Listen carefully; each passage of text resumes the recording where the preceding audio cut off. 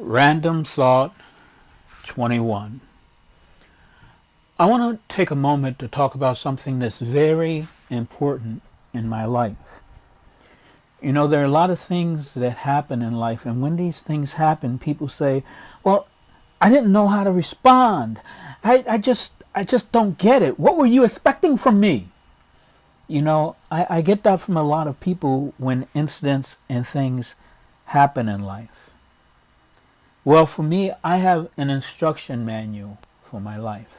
I came by this instruction manual late in life, but it certainly has served me on this journey in life that I'm on now. I wish I had discovered it earlier. I wish I had not ignored people's urgings to check it out earlier, but I did check it out. And it's called the Bible. I consider the Bible to be the instruction manual for my life. And yes, you know, people will tell you there are a lot of horrible things. There are a lot of horrible things in the Bible. But there are a lot of good and uplifting things in the Bible that can help you and guide you in your life. And I'm just going to give you a few examples of that have helped me. And we really want to talk about one thing when we talk about the Bible. We want to talk about love. There are many examples of all the emotions, hate, as well as love. But let's focus on the positive, because if you focus on the positive things in the Bible, you will bring positive things to you. So, number one, listen without interrupting. That's Proverbs 18. You know, very, very rarely do we listen without interrupting. Now, one thing I want you to bear in mind, if you're listening and interrupting, you're not really listening because you're trying to think of what to say next. So, let's try to listen without interrupting. That's Proverbs 18. Number two, speak without accusing. That is James 1:19. That's difficult to do, to speak without accusing, especially when you know they did it and you know how they did it and you most likely know why they did it. It's hard to do that. Number three, give without sparing. That's Proverbs 21:26. I give and I don't expect anything in return. As I said, I learned this late in life, but I think it's been a blessing in my life to give without expecting anything in return. So give without sparing, Proverbs 21:26. Number four, pray without ceasing. I don't pray as often as I'd like, and most people probably won't. But praying is not difficult, and praying is definitely something I need to engage in more. And I can definitely endorse that we should pray without ceasing, which is Colossians 1:19. Okay. Answer without arguing is number five. Number five, answer without arguing, which is Proverbs 17:1. Especially when you're heated, it's hard to answer without arguing, but let's practice that, because I think that can help in every endeavor in life. Number six, share without pretending. That is Ephesians 4:15. If you're going to share just to get something in return, make that clear. If you're sharing because you feel sharing is the right thing to do, make that clear. Number seven, enjoy without complaint. That is Philippians 2:14. Enjoy without complaint. I enjoy my life now because of all of the things that I've gone through, the joy, the pain, the heartache. I've gone through quite a bit in my life, including losing a spouse. And I wouldn't recommend that to anyone. But I enjoy my life without complaint. I even enjoy my sorrow sometimes without complaint, because I know that the next day or the next week or the next month better days and better things will happen. So enjoy without complaint. Philippians 2:14. Trust without wavering. That is 1 Corinthians 13:7. I trust in the promises of God.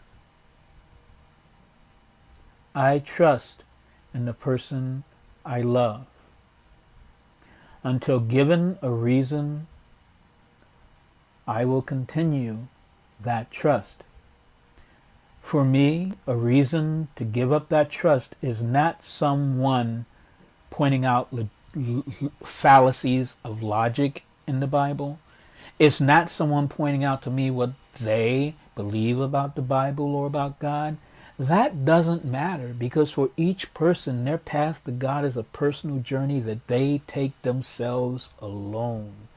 So there's no way that my trust can be swayed because yours has been swayed. Your trust being swayed does not give me license it doesn't give me license to denigrate my own trust. You will find your way, or you will not find your way.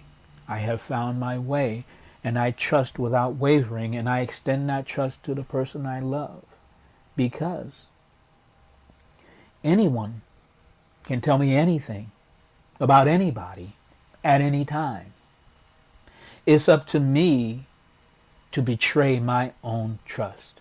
I refuse to betray my own trust in my God or in the person that I love. So I trust without wavering, even in the face of things that people say. Now, if I in fact am a witness to a betrayal of my trust, I'll have to cross that bridge when I come to it, and I do know that that is possible. But until that time, I trust without wavering, which is 1 Corinthians 13:7. Number 9, forgive without punishing. The hardest thing in the world for me to do is forgive. I'll repeat that again. The hardest thing for me to do is to forgive. But if I do forgive, it's over. It's done. My forgiveness is complete if I get to that point. The problem is getting to that point. And that is 1 Colossians 3:13. Now the last one, number 10, is promise without forgetting. I want to give you an easy way to never forget a promise. Are you ready? You may even want to write this down, because this is priceless advice. How do you promise without forgetting, which is Proverbs 13:12? How do you do it? Well, I figured it out. Never promise anything that you have no intention of doing. I'll repeat. Never promise anything that you have no intention of doing. If you intend to do it, you will remember it.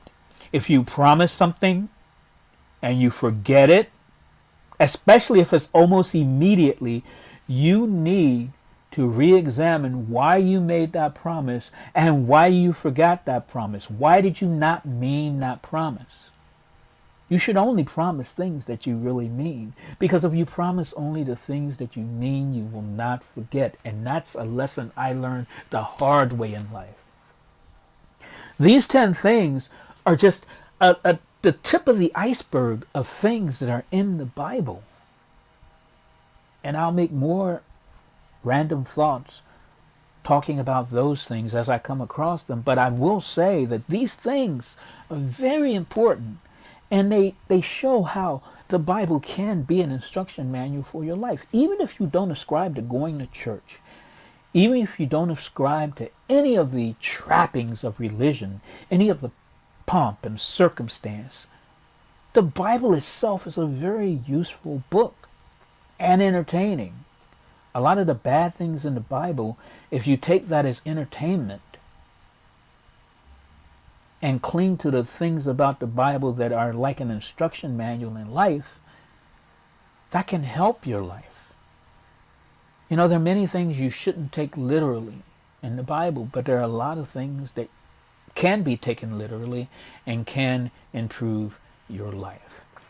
And that's my random thought, number 21, about my instruction manual for life. It's called the Bible. Check it out. I can guarantee you will not be sorry. And I can also guarantee that after reading the Bible, with all the good, bad, and ugly of it, that at the end of the day, if you read it, you will be enlightened and your life will be better lived for some of the great advice in that book. Thank you for listening, and comment below or subscribe. But please check out my instruction manual for life called the Bible. And that's my random thought 21.